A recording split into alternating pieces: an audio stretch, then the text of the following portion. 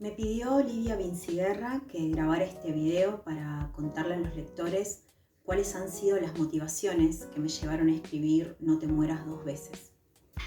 Considero que fue el deseo de ver concretado un proyecto que viene dado hace mucho tiempo y que encontró asidero hace un año cuando comienzo la búsqueda de talleres literarios para dar con algún lugar donde yo me sintiera lo suficientemente cómoda como para poder exponer mis textos. Me interesaban al menos dos elementos. Por un lado, pericia.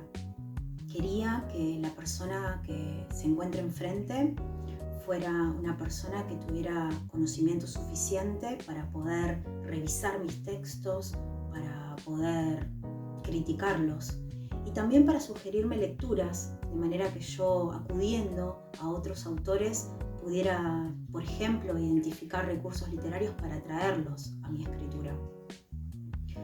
El otro elemento que me interesaba era el de la sensibilidad.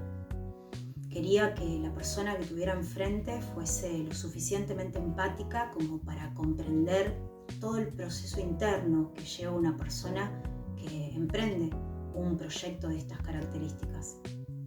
Todo eso y más lo encontré en Eva. Eva es mi maestra. Estoy hablando de Evangelina Aguilera. Ella es poeta, profesora de literatura y ha sido quien me acompañó durante todo este proceso. Aprovecho este espacio para mandarle un saludo y agradecerle siempre por tanta entrega. No te mueras dos veces es un libro de cuentos que consta de 10 cuentos, cuyo vector es la muerte. Sin perjuicio de esto, se ve atravesado por diferentes temáticas.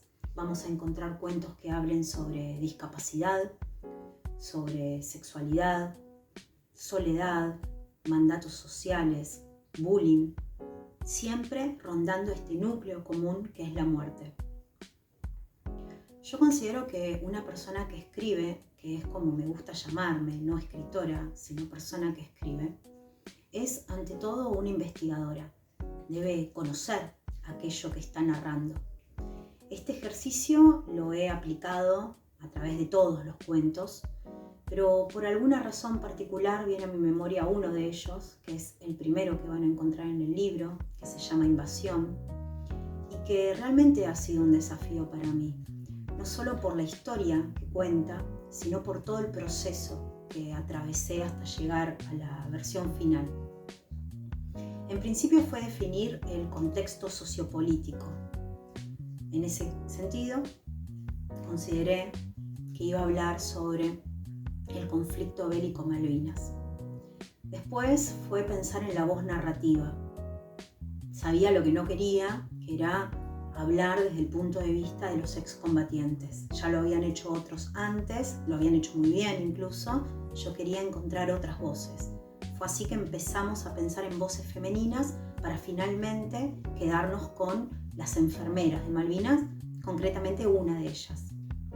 Luego había que pensar la historia y ahí es donde ese proceso investigativo que les hablaba antes tiene mayor relevancia, porque en esa búsqueda de información que no se limitó exclusivamente a fuentes bibliográficas, sino también audiovisuales, descubro un hecho atroz que de alguna manera determinó la historia que iba a contar.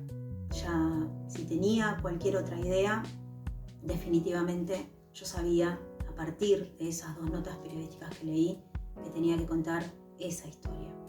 Esa historia tiene que ver con el abuso sexual perpetrado en ese contexto del conflicto bélico Malvinas hacia una de las enfermeras. Por último, había que definir el lenguaje a utilizar. Teniendo una historia tan poderosa y tan atroz, consideré que no podía existir otro lenguaje a aplicar que no fuese un lenguaje bestial, un lenguaje brutal. Y es eso lo que van a encontrar en Invasión. Si yo tuviese que pensar qué es lo que pretende No te mueras dos veces, sin lugar a dudas es incomodar al lector.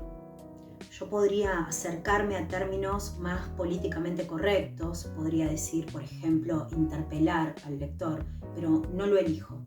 Considero que desde la incomodidad es de donde uno puede pensar y repensar ideas o incluso conceptos que ya vienen predeterminados.